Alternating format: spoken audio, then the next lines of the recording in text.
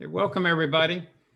We're going to take just a minute, give everybody a chance to get in, but we're going to be starting momentarily.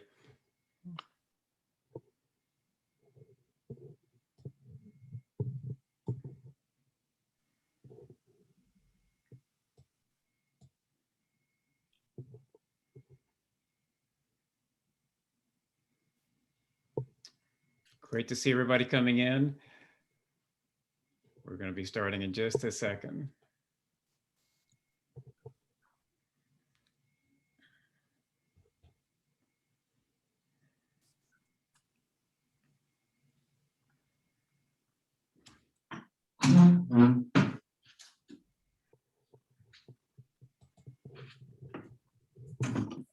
All right.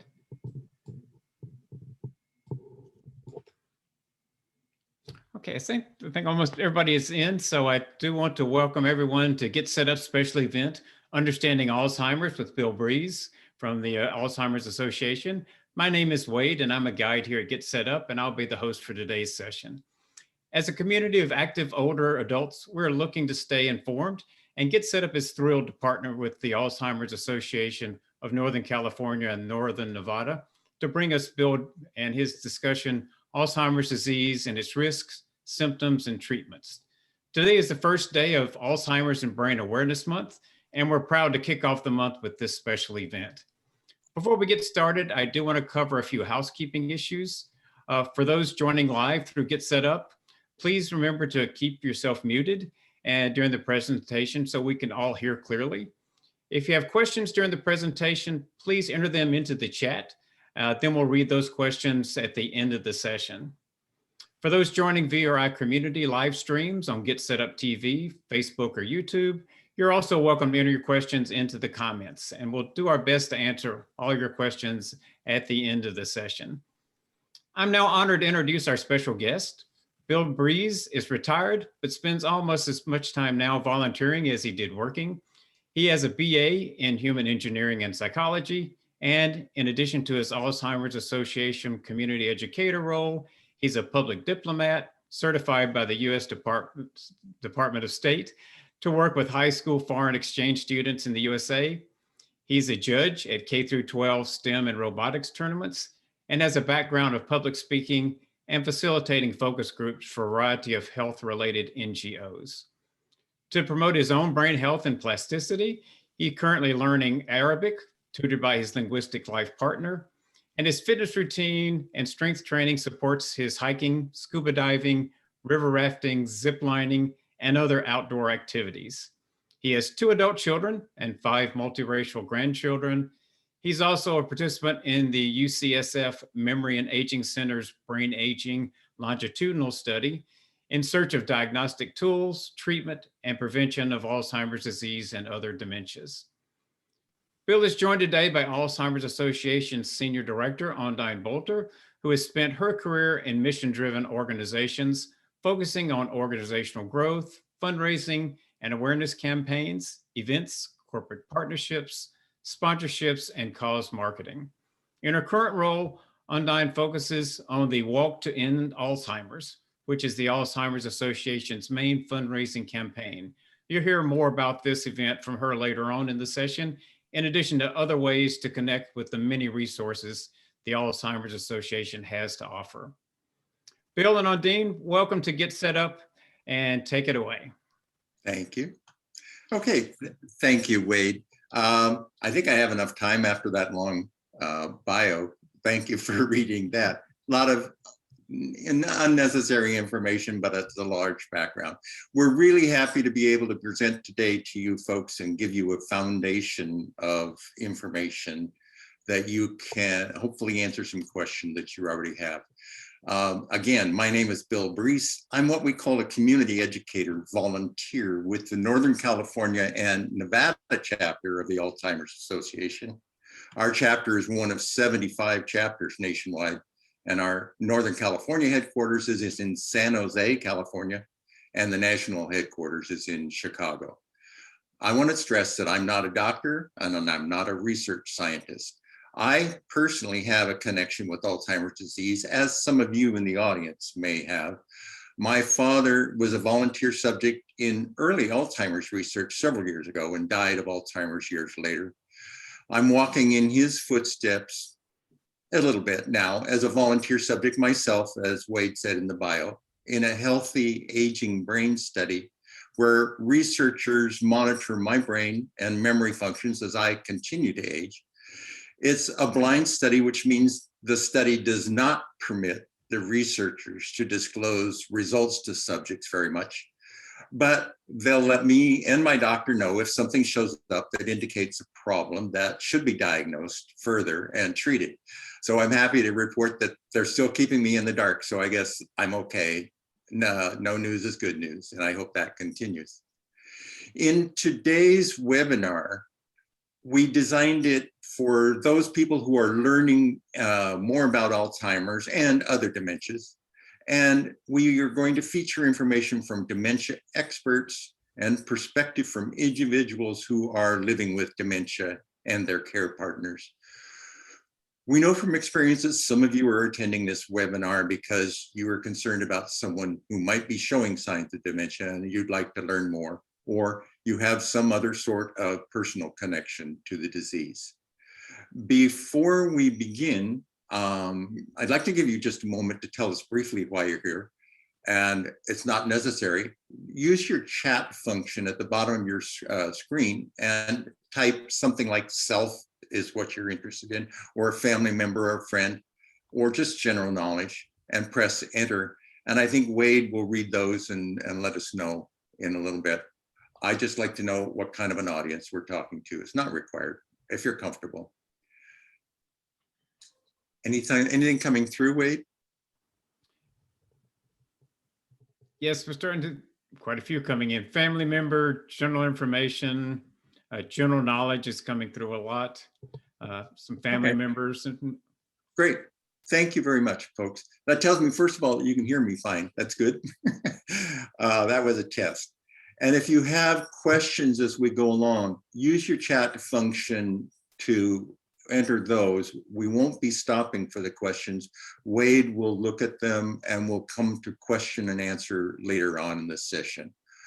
So let's begin now. And I'll be guiding you through the presentation, but I want to stress I won't be doing all the talking. We said we had experts and we have videos from those experts. So let me do something here. It's a technical thing that I have to do to get you to see my screen. And I'm opening that.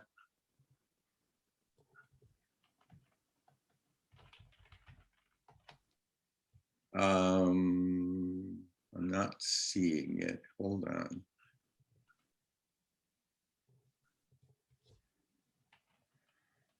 There it is. Got it. Hang on.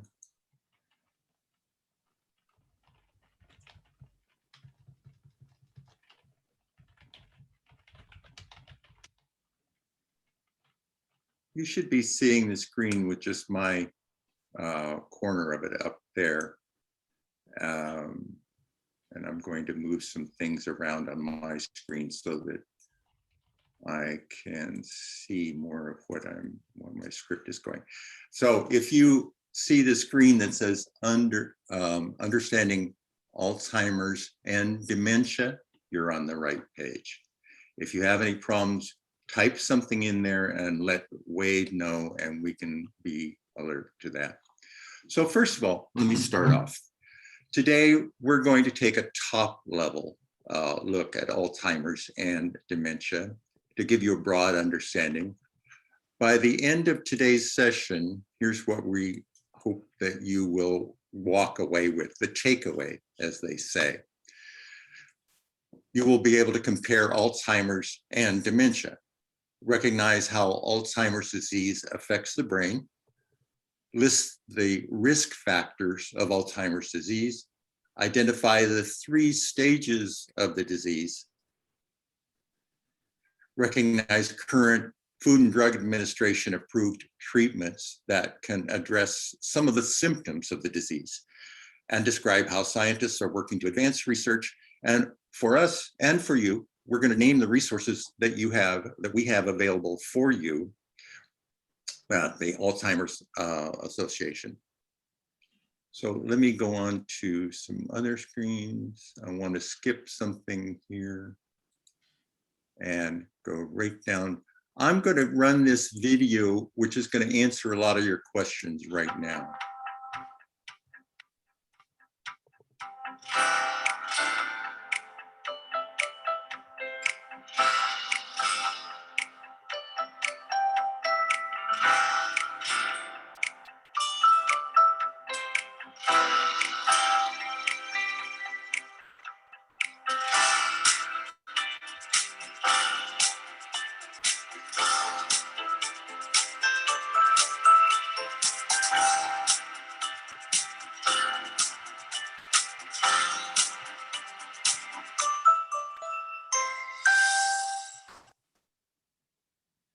So you should be able to take some notes, but I want to tell you right now that we have a lot of links for you. Don't try to keep all the notes. You will get links after this session is over.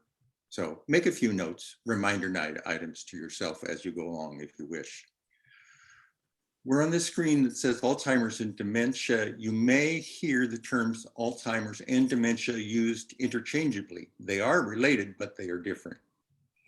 In this next section, we're going to discuss both of those and how they're related.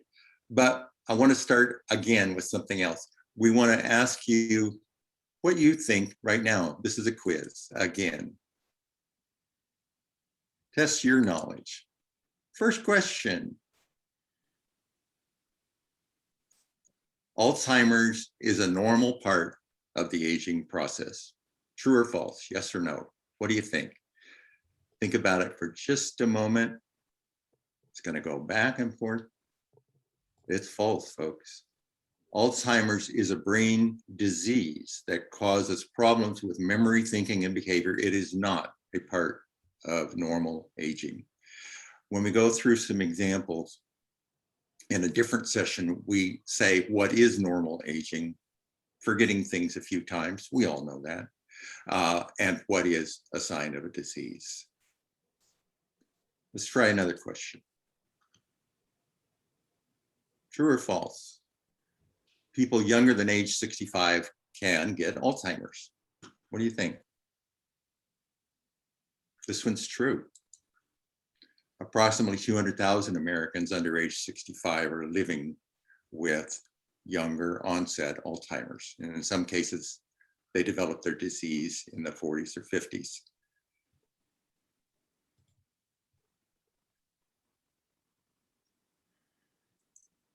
Now let's watch a video. This is one of the first of our experts, Dr. Schneider, explaining how Alzheimer's and dementia are related. Dementia is the umbrella term for an individual's changes in memory, thinking, or reasoning. There are many possible causes of dementia, and Alzheimer's is the most common cause. Other causes of dementia are vascular dementia, which is marked by changes in the blood flow in the blood vessels in the brain. Dementia with Lewy bodies, identified by specific brain changes throughout the brain that include the buildup of a protein known as alpha-synuclein. And frontal temporal dementia, which is marked by brain cell loss in the front sections of the brain or the frontal lobe. Each type of dementia may have distinct characteristics to cause specific behaviors in the individual, but there is also some overlap in behaviors among the types of dementia.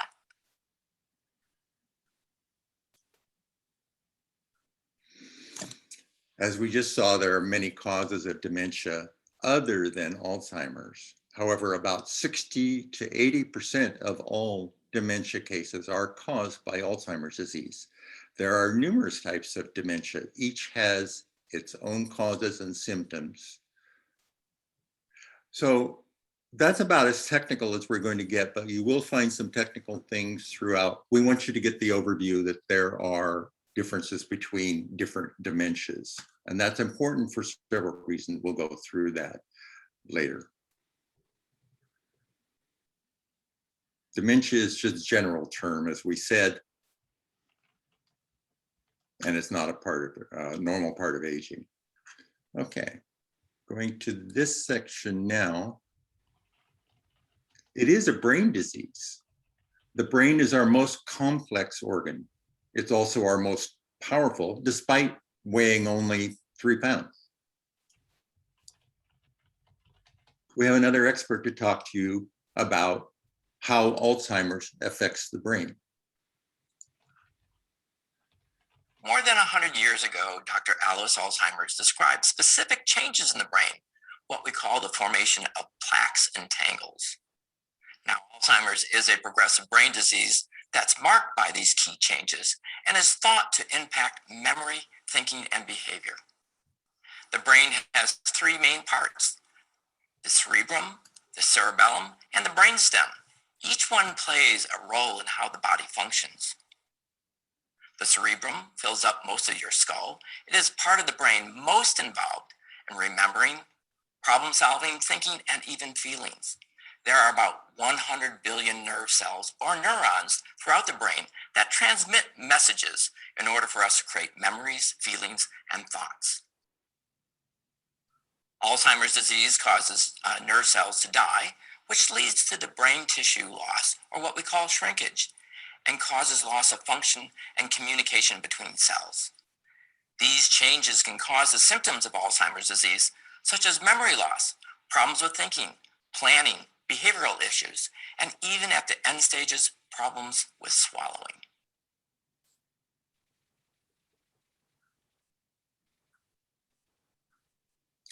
Everyone with a brain is at risk of developing Alzheimer's disease. There are a few known factors that increase a person's risk of developing Alzheimer's.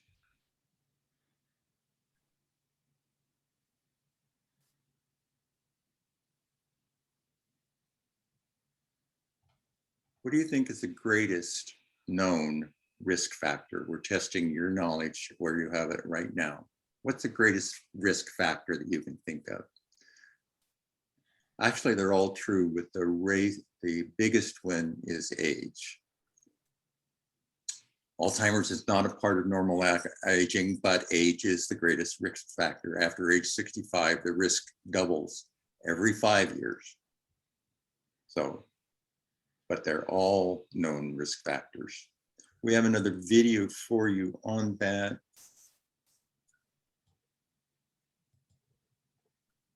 That was the wrong cue on my part. Alzheimer's disease is marked by specific brain changes that result in the clinical changes in individual experiences.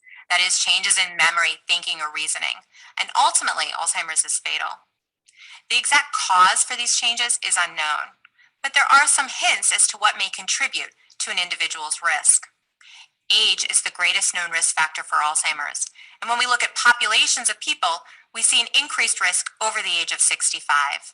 However, Alzheimer's is not normal aging.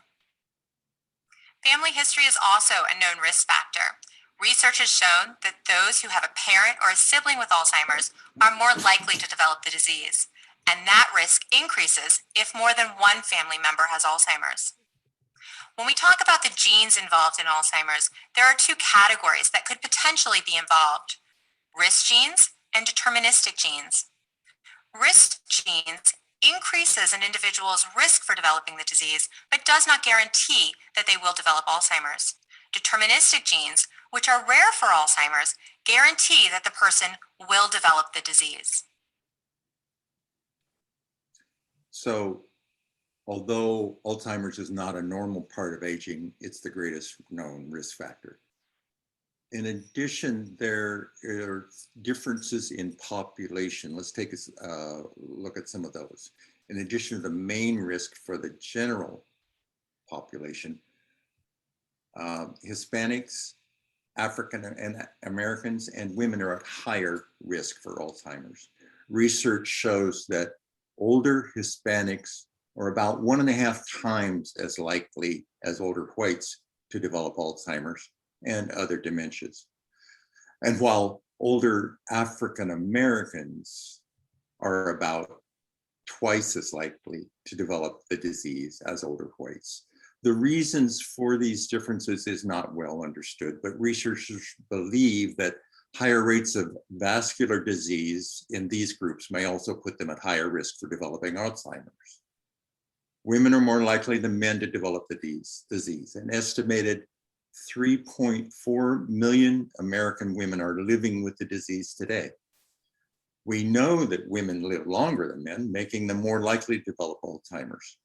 However, longevity and lower death rates can only partially explain this difference. Researchers are exploring how genetic differences between men and women may impact the disease.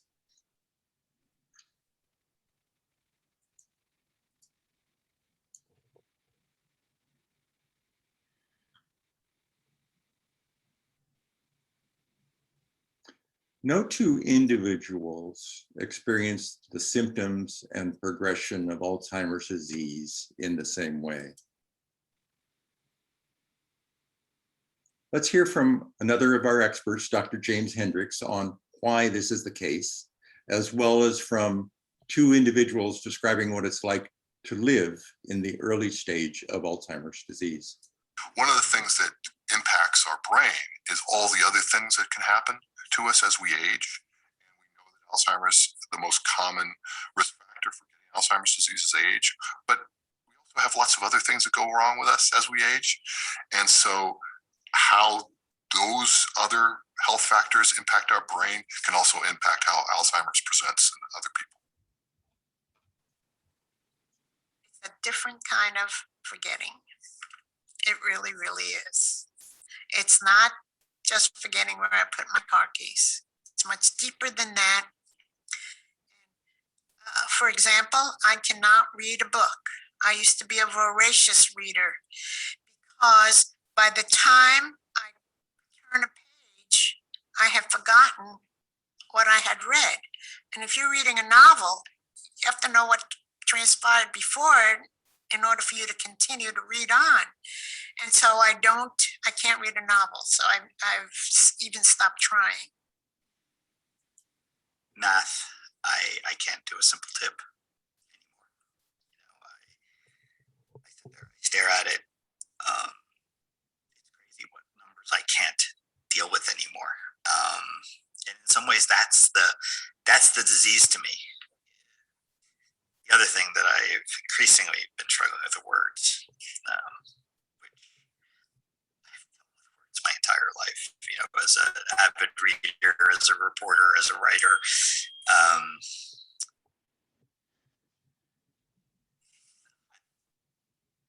I struggle with them now. Again, the individuals we just heard from are living in the early stage of the disease. Symptoms worsen over time for everyone. However, people progress through stages at different rates as their abilities change. On average, a person with Alzheimer's lives 4 to 8 years after diagnosis, but can live as long as 20 years, depending on other factors. Now let's hear from Dr. Snyder again. Alzheimer's affects everyone differently. As a result, it's difficult to place a person in a specific stage of the disease. However, there are 3 general stages that are commonly referred to as early, middle, and late stage Alzheimer's. In a medical context, you may hear these stages referred to as mild, moderate, and severe. In the early stage of Alzheimer's, an individual may be able to function independently. However, they may start noticing more frequent memory lapses. Friends and family may also begin to notice difficulties in the person, and a healthcare provider may be able to detect problems in memory or concentration by conducting a detailed medical interview. Middle stage Alzheimer's is typically the longest stage and can last for many years. Damage to the brain cells can make it difficult to express thoughts and perform routine tasks, and this can lead to increased feelings of frustration and anger. In the final stage of the disease, an individual loses the ability to hold a conversation, control their movements, or respond to the environment around them. Cognitive skills, that is, their memory, thinking, and reasoning skills, continue to decline, and this can lead to personality changes and need for round-the-clock care. As mentioned, it's important to remember that the stages of Alzheimer's are general, and because each person living with the disease has a unique experience. We can't always neatly place an individual into one specific stage. In fact, some people may exhibit symptoms that overlap stages. However, the stages do allow you to gain a general understanding of the progression of the disease. As Alzheimer's progresses, the individual's behavior will change, as does the role of caregiver. These stages can help caregivers prepare for what to expect and understand how best to respond.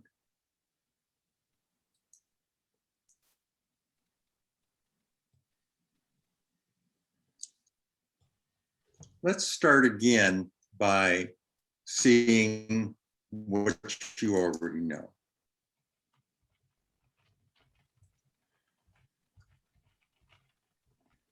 What do you think? True or false? There are several drugs available to slow down the progression of Alzheimer's disease. I think I pretty much telegraphed it by my comic response. That's false. There are no treatments currently to prevent, treat, or slow Alzheimer's disease. However, several drugs are available to address the symptoms. So let's hear from Dr. Hendricks again about these medications. There are currently several drugs that are FDA approved to treat the cognitive symptoms associated with Alzheimer's disease. They treat the symptoms, they don't treat the underlying cause. So eventually people will progress, but they do treat some of the symptoms and help people for a time. So the first class of drugs are cholinesterase inhibitors. These drugs work to prevent the breakdown of acetylcholine, which is a chemical messenger found in the brain that's associated with learning and memory. There are 3 FDA-approved drugs that are in this class of drugs. There's Aricept, there's Exelon, and there's Razodine. There's another class of drugs that modulates glutamate, which is another chemical messenger in the brain that's associated with learning and memory. And this drug is called Namenda. A final class, which is actually a combination of cholinesterase inhibitors and glutamate modulator, and this is called Amzeric. As Dr. Hendricks just said, these treatments help relieve symptoms in people for a time. Because everyone experiences Alzheimer's differently, these treatments work in varying degrees and are not effective for everyone.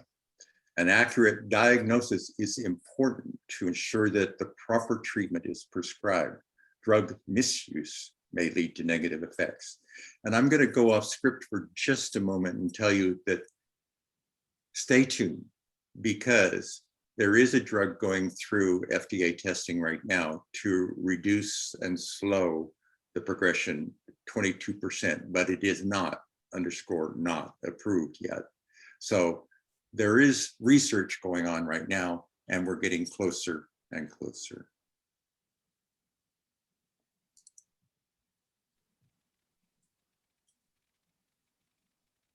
So there is hope for the future.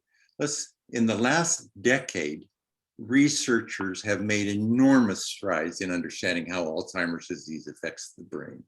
Many recent insights toward promising new strategies for treatment, prevention, and diagnosis.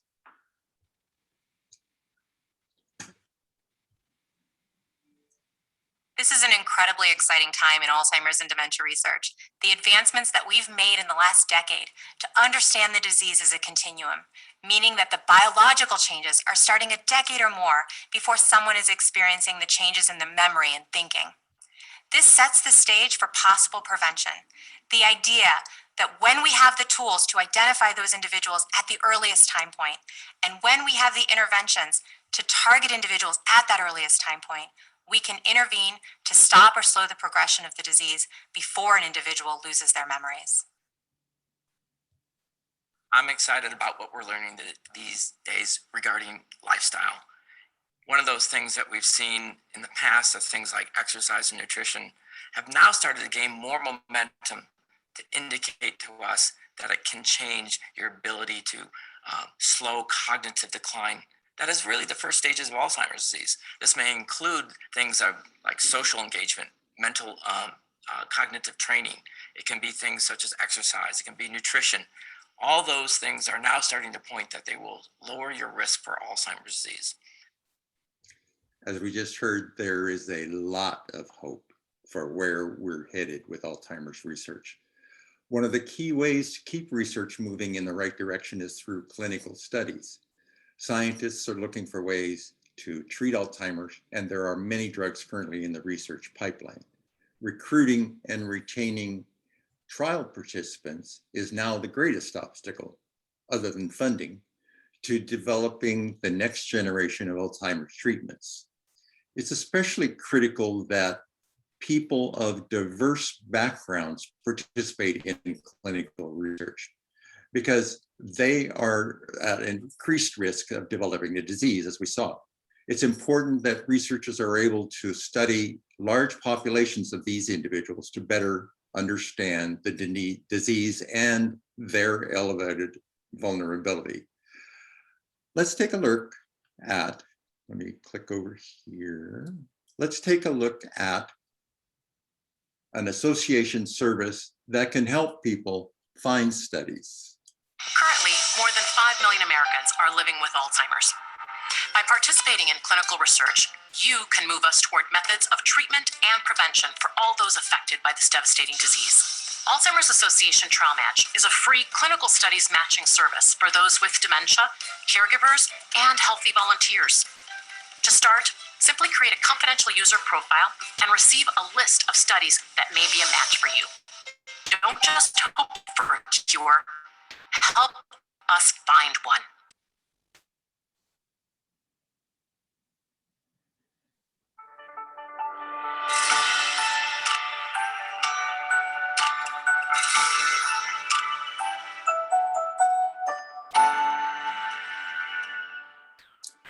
The Alzheimer's Association is in communities across the country, providing direct service to individuals and families facing the disease. Our mission is to eliminate Alzheimer's disease through the advancement of research, to provide and enhance care and support for all affected, and to reduce the risk of dementia through the promotion of brain health. Our vision is a world without Alzheimer's disease.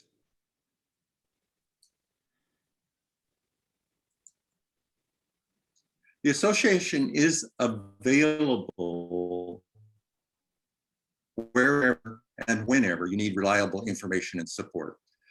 3 of our key resources that can connect you to information and support, including first, our free 24 hours a day, 7 days a week helpline. Call us at the number on the screen, 800-272-3900, anytime, day or night, to receive information and support. It provides access to highly trained and knowledgeable staff who can help with education, decision-making support, crisis assistance, and resource identification. Master's level clinicians are available around the clock to provide in-depth care consultations, a free of charge care navigation service offered to families at any stage of the disease. And help is available in more than 200 languages. Next is our website, alz.org, often the first stop for individuals following a diagnosis of Alzheimer's or other dementia. It includes sections specifically for people living with the disease and caregivers. And Community Resource Finder is a wealth of community resources available in your area, including long-term care and community-based services, local association offices, and their offering of programs and support services. Visit alz.org//CRF.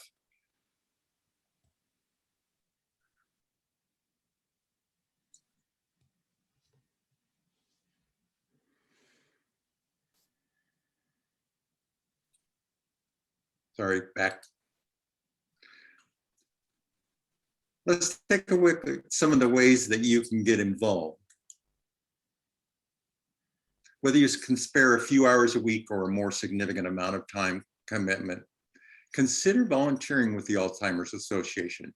Numerous opportunities are available, including becoming a community educator. That's what I'm doing.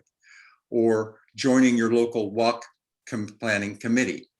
Go to alz.org/volunteer. And after I'm through speaking, we're going to ask Ondine from our association office to talk more about the walk as well. Advocacy is something else. Become an Alzheimer's Association advocate and speak out on behalf of the needs and rights of those facing Alzheimer's disease.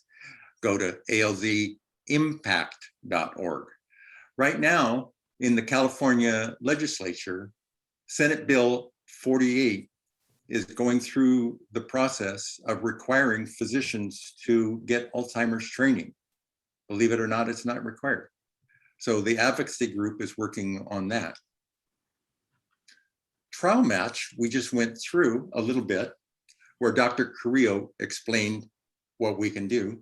Everyone can help advance Alzheimer's research by participating in clinical trials. That's what I'm not doing that. It's a research study, but clinical trials are a different thing. Trial match is a way to find that. And again, the Walk to End Alzheimer's. It's held annually in more than 600 communities. The Alzheimer's Association to End Alzheimer's is the world's largest fundraiser to fight the disease. Register today, and Ondine from our office is going to talk a bit more about that. So that's the end of the presentation, and let me stop sharing my screen, and here we go, stop share. And then pass the baton to Ondine from our office. Ondine? Oh, you're muted, Ondine. Hi, everyone. There Thank you. There we go. Well, thank you all for joining us this morning. It is my pleasure to be here on behalf of the Alzheimer's Association. And I just wanted to give a special thanks to Bill, our dedicated community educator, volunteer, and Wade, who's been our fabulous moderator, and really the whole team at GetSetUp. We are really grateful for this partnership. As Bill mentioned, you will receive a copy of the notes and slides. Hopefully you didn't take too many notes, because you're going to get a lot of that information as a follow-up email from GetSetUp. So please keep a lookout for that. And if you don't receive it, I'm sure that we can pass that along to you at the Alzheimer's Association. I will put my email directly in the chat so you can reach out to me if you need to. So now that you've had just a small taste of our abundant programming and resources that we have available at the Alzheimer's Association, I wanted to offer a few more ways that you can stay connected with us. And as Bill mentioned, and as I mentioned, he's a volunteer for the organization. We could not do the tremendous work that we do in serving our communities without the support of dedicated volunteers like Bill. So I wanted to put a plug out there to anyone who's looking, even for an hour a month, of some meaningful volunteer work. We have something to offer for all of you. And as Wade mentioned earlier, we are kicking off Alzheimer's and Brain Awareness Month. We share that month alongside the Pride Month, and we're very excited to be able to offer this first day of June with exciting program for GetSetUp. It's the beginning of our series around loving your brain. We're really encouraging folks to love their brain this month and every month, but especially about raising awareness. And by joining us here today, you've really taken the first step in arming yourself with more information and being able, hopefully, to raise more awareness within your community and sharing our resources that we have available. So this is part of a 5-part series. I'm going to include that link in the chat. We call this our Love Your Brain series. And so we'll be launching that today officially. And in that series, we'll be offering some family-friendly activities that include yoga and scavenger hunts, all finishing off with this season's Top Chef. We have one of the contestants from the season's Top Chef who will be doing a brain healthy cooking demo. So we would love for you all to join us for that. These events that we're offering are all free of charge, thanks to the generous support of our volunteers. So the link to those events is in your chat, and hopefully we'll include that in the follow-up email as well. And then lastly, Bill mentioned our Walk to End Alzheimer's. It's really our largest community event that we're able to offer in over 600 communities. And now, because of COVID, we're able to offer this event really around the world. We're encouraging people to step up, step out in their communities and walk on behalf of someone that they love or that they know who's dealing with Alzheimer's, or perhaps it's a caregiver that you know, or you yourself are a caregiver.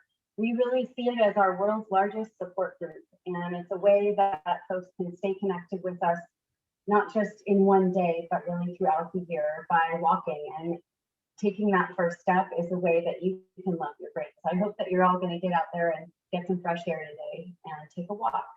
So the GetSetUp team has started their own walk team. And like I said, no matter where you are in the world, you can join them.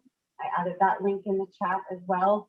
And just to put a plug in one more time for our 800 number, 800-272-3900, Bill mentioned it's available in over 200 languages. And I think that's really critical for our GetSetUp community because I know you're around the world. And with that, I wanted to pass it back to Wade, who's going to moderate some of the questions that we have, and I see some hands up in the audience. So let's take it away. Thanks again. Okay, thank you, Bill and Undine, for this very informative and extremely valuable presentation. We appreciate your time. We do have some questions from the audience in the chat, but if any of you in the audience have questions that you haven't submitted, you can still put those in the chat, or if you want to ask your question out loud, just go ahead and unmute and turn on your camera and ask your question out loud. I'm going to start with one of the questions from the chat while you're getting your thoughts and questions together. So the question was, are those with Parkinson's disease more susceptible to dementia and or Alzheimer's? Ooh, that would be an individual question, of course, and talk to your personal care physician. But as a general rule, I honestly don't know that one. Parkinson's does have dementia features related to it often. It's one of the several types of dementia when we talk about general. And susceptibility gets into risk factors.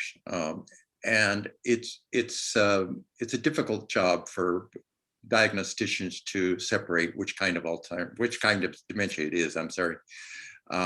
So I just don't have a concrete answer for you.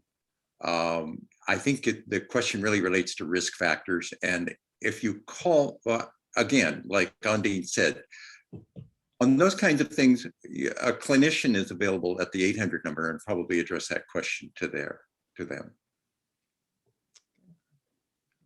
Thanks, Bill. Anyone have a question they want to ask out loud while we're queuing up some other questions in the chat?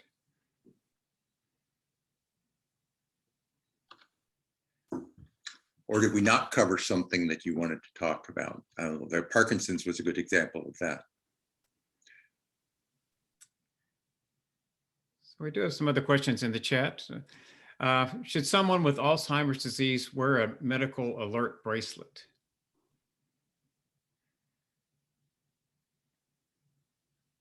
That's a personal opinion. I would say yes, but what's the purpose of the bracelet is to make someone aware in an emergency situation, if I'm correct, that the person has some sort of a condition that medical people should be aware of. That could be in a wallet and so on, but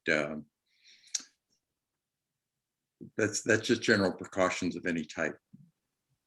Talk to your doctor, talk to the, that would be a good question to talk to the bracelet folks and find out what kind of a symbol they have and so on too. I would also offer, just if your loved one is prone to wandering, and that is something that we see a lot with folks living with Alzheimer's and dementia, if they're wandering already, I would suggest it's a very good idea.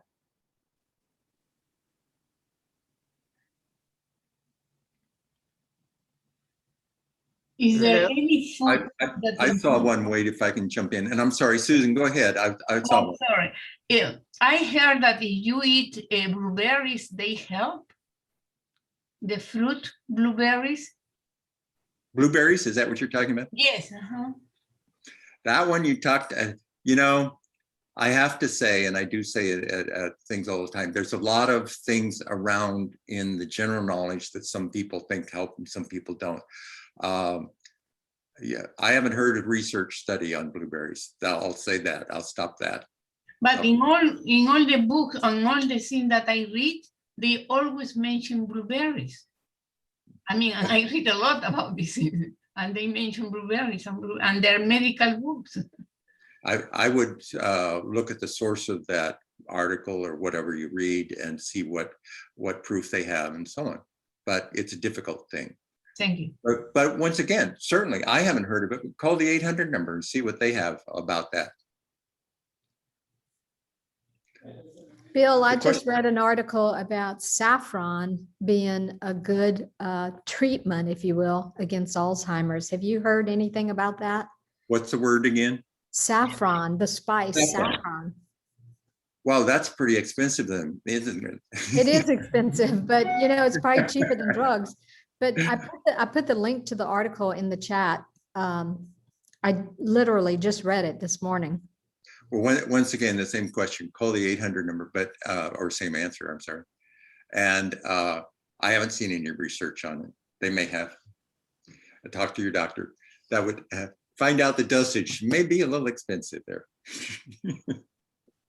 The question that I did see was, someone said prevention. One of the slides and one of the doctors explaining on the presentation said that healthy living is really important. There are things that we are discovering, and we didn't go through those specifically, but diet, exercise, keeping brain plasticity, meaning keeping your brain active at older ages is important. It lowers risks. That's as much as can be said, but it's also the same thing you hear from your doctor all the time. Eat a healthy diet and get some exercise, right? But it can get a little more specific than that with brain function.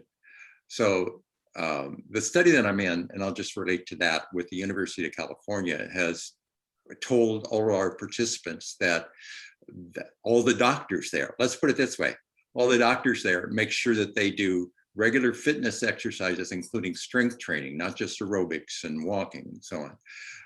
Learn a new language, not do crossword puzzles and Sudoku. Keep your brain active. Those are prevention tools that are healthy living, and a lot of them don't even cost anything. There's a question about whether brain hemorrhage is a cause of dementia. That one I absolutely do not know. The 800 number, please. That's they can look it up faster than I can right now. So, speaking of looking things up, you could find a couple of people have already talked about articles and so on. The Alzheimer's Association, alz.org, has a wealth of information too, but it's not always the easiest thing to find because there's so many things there. I would always recommend the first step is to call the 800 number with what you're thinking of, and they can refine it and tell you a site. They can refer you to a site from Alzheimer's there too.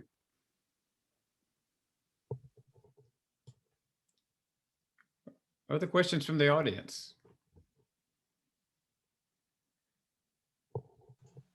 Yes, I've got one. Okay. What does the Alzheimer's Association, do they support the right to die? I don't know, and that's once again you're going to have to talk to the 800 number for that. I'm sorry. Hello. Yes, go ahead, Carol. My partner was seen by a neurologist and tested and had a scan of his brain.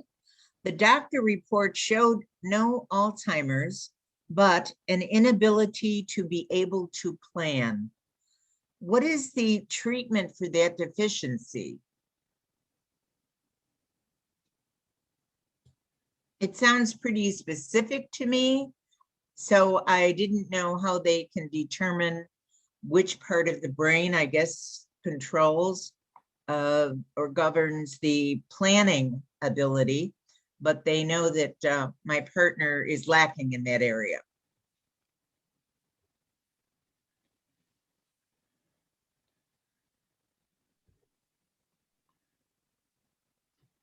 Not sure if we lost Bill.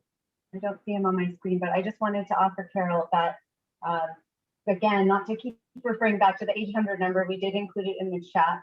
As you've already been speaking with a neurologist and you have some idea of what's going on, it would be helpful for you to set up a free care consultation with one of our social workers or trained clinicians to determine what more resources could be available to support you.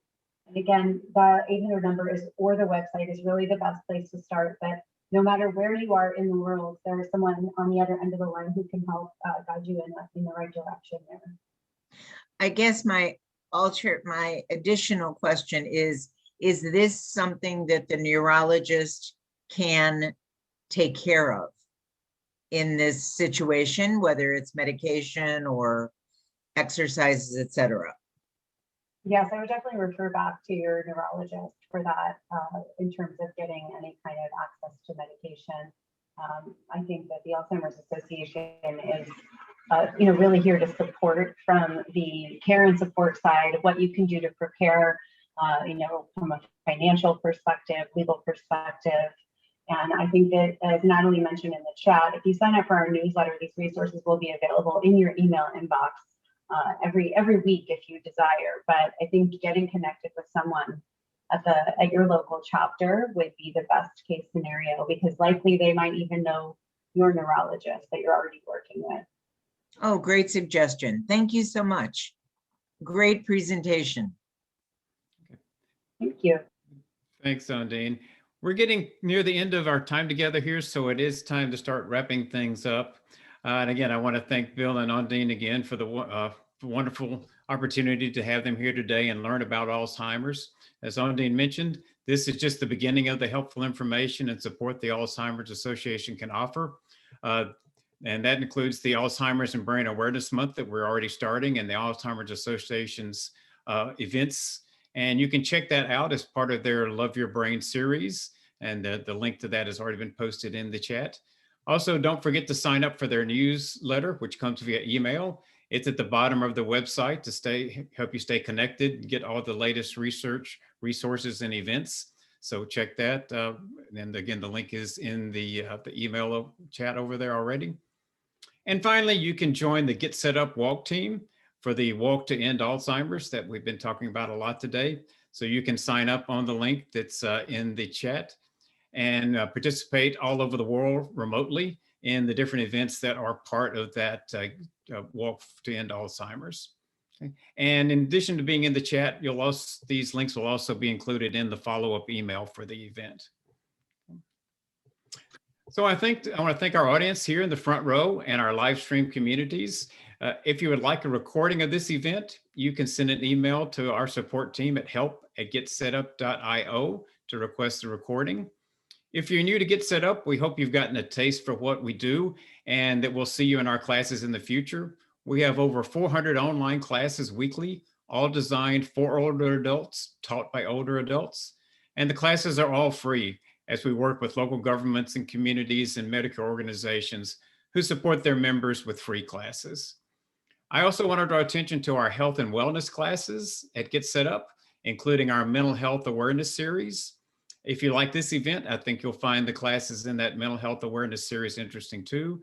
And you'll find a link to sign up for these classes in the chat, as well as in our live stream and at www.getsetup.org. And anyone who is registered to receive an email after the event with follow-up links and notes, including links to some of the relevant classes we've talked about, as well as exciting upcoming guest speakers. We look forward to seeing you all in a future class.